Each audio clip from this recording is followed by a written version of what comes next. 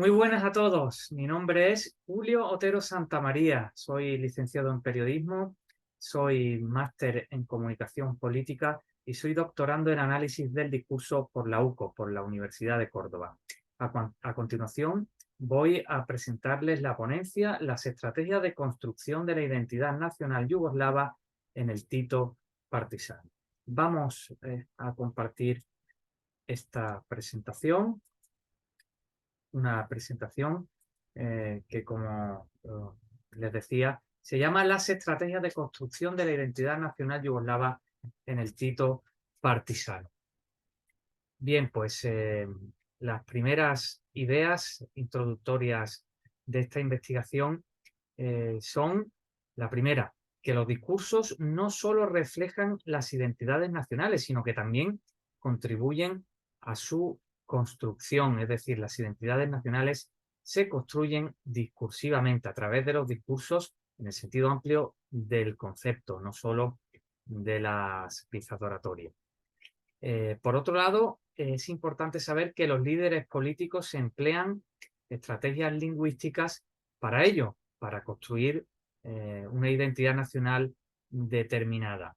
Unas estrategias lingüísticas que emplean en textos e intervenciones públicas, pero también a través de otros medios como el cine, porque el cine es una manera innovadora pero muy interesante, muy efectiva, tanto para conocer eh, la construcción de discursos en general, de discursos políticos y más en concreto de discursos de identidad nacional, pero también para enseñar a los alumnos cómo pueden aprender, ¿no? Cómo se produce este fenómeno. Los principales objetivos de esta investigación son tres. El primero, desvelar cuáles son las principales macroestrategias elegidas por Josip Broz Tito para la construcción discursiva de la identidad yugoslava durante la Segunda Guerra Mundial, durante el llamado periodo partisano.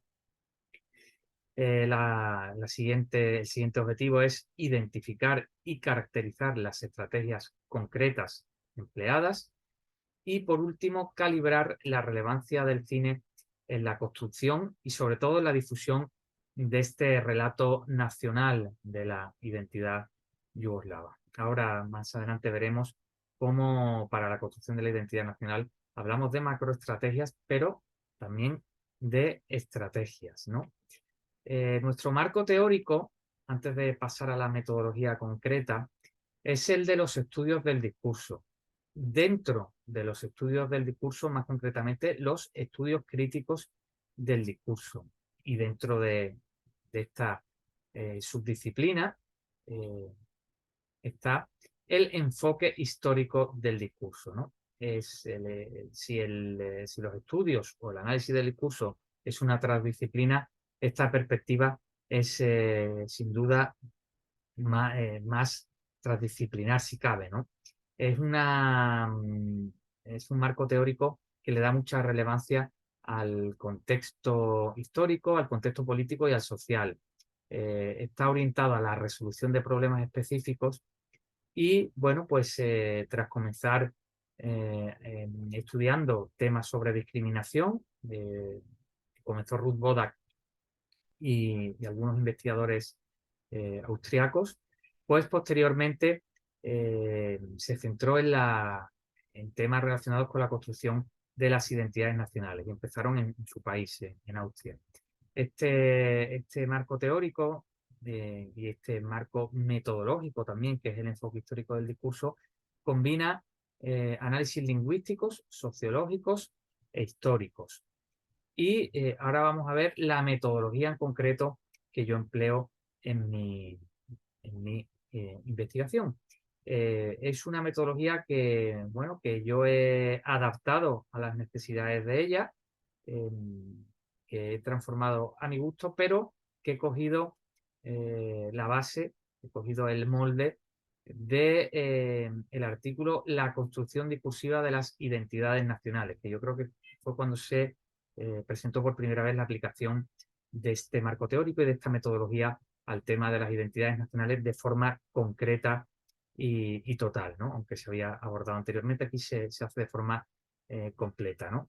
Y bueno, pues este es un artículo firmado por De Cilia, por Reisiger y por Bodak. Ahí tienen la imagen de Ruth Bodak, el principal referente de este enfoque histórico del discurso. Lo principal que tienen que conocer de esta metodología es que existen 4 macroestrategias para construir a través de los discursos las identidades nacionales. Son las constructivas, también las de perpetuación y justificación de una identidad nacional concreta. Está también las de transformación de una identidad nacional y también las estrategias que desmantelan y destruyen una identidad nacional concreta. También hay que decir que dentro de estas macroestrategias pues se adoptan estrategias concretas y específicas, ¿no? Que habría que explicar en cada investigación. Yo voy a explicar la de Tito durante la Segunda Guerra Mundial, pero que cualquier estrategia puede dividirse en estrategias de asimilación y de disimilación. Las de asimilación son las que buscan resaltar las semejanzas entre un pueblo determinado, de una nación determinada, y disimilación las que ponen en foco las diferencias que este pueblo tiene con otros, ¿no? Con un nexo grupo. Y hay que decir que son estrategias transversales en el sentido de que una estrategia puede ser de asimilación o de disimilación indistintamente de la macroestrategia a la que pertenezca. Es decir, dentro de las macroestrategias constructivas las hay de asimilación y de disimilación.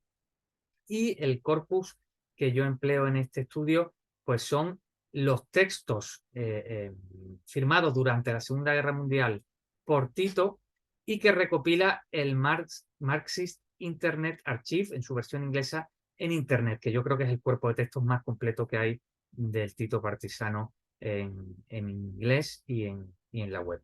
Y también analizo las películas Slavitsa de 1947, quizás la primera del cine partisano, y la batalla del río Neretva de 1969, que es la más importante de este género cinematográfico bélico autóctono de Yugoslavia.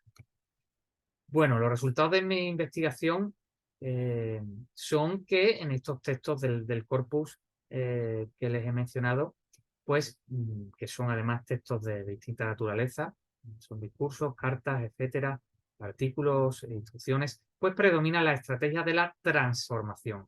Y bueno,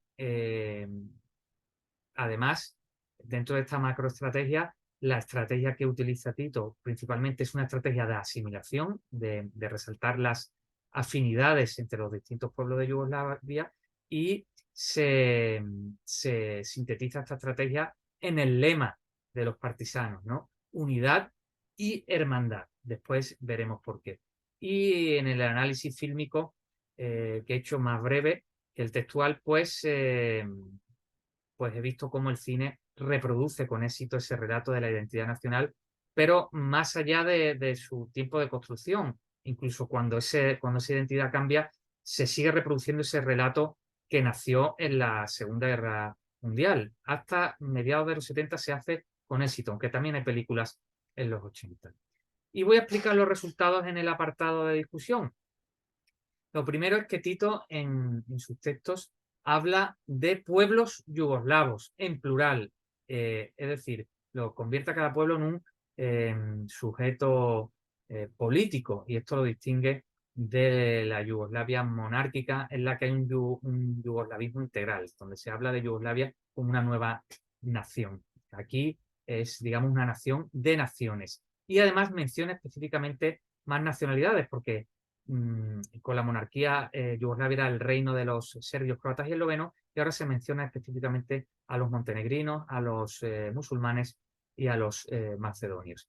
Es una identidad también no solo étnica, sino política, que se basa en el concepto de Estado-nación, porque es una identidad nacional que se centra en un proyecto político común de liberación, aunque también tiene elementos de lo que sería la nación cultural, ese concepto del romanticismo alemán. ¿Por qué? Pues porque en alguna ocasión se alude a la cultura eslava común de los distintos pueblos de Yugoslavia. En el nombre lo dice, Yugoslavia, los eslavos del sur.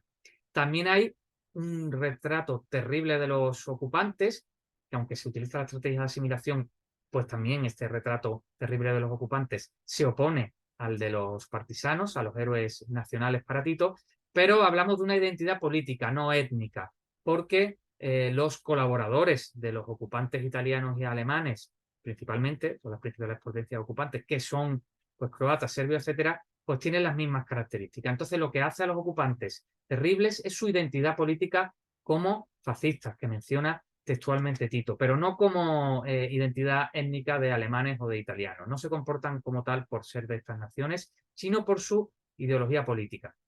Y hay que decir, en lo que al cine respecta, lo que al séptimo arte se refiere, que la Segunda Guerra Mundial es retratada en estas dos películas que mencioné antes y en el cine partisano en general como una lucha por la liberación nacional. Es una lucha por la liberación de los pueblos de Yugoslavia. No es la guerra mundial simplemente, es la lucha por la liberación nacional y popular de los pueblos de Yugoslavia en su sentido demográfico, de pueblo, y también en su sentido étnico. Y las estrategias que arroja nuestra investigación es que, en primer lugar, Tito mantiene el concepto de Yugoslavia, que ya introdujo la monarquía, pero que lo recontextualiza a través de la macroestrategia de la transformación. El concepto de Yugoslavia se transforma con Tito. Ahora es, sobre todo, plurinacional, está basado en la igualdad. La nueva identidad se basa en la igualdad de los pueblos y en los intereses ideales compartidos. Se emplea sobre todo en una estrategia de asimilación. Y hay que decir también, en lo que al cine respecta, que es un relato que se construyó en textos políticos, pero que se difundió a través del cine, y que a través del cine además se extiende con éxito durante décadas, que la identidad nacional, el imaginario, la iconografía que produce, triunfa sobre todo a través del cine.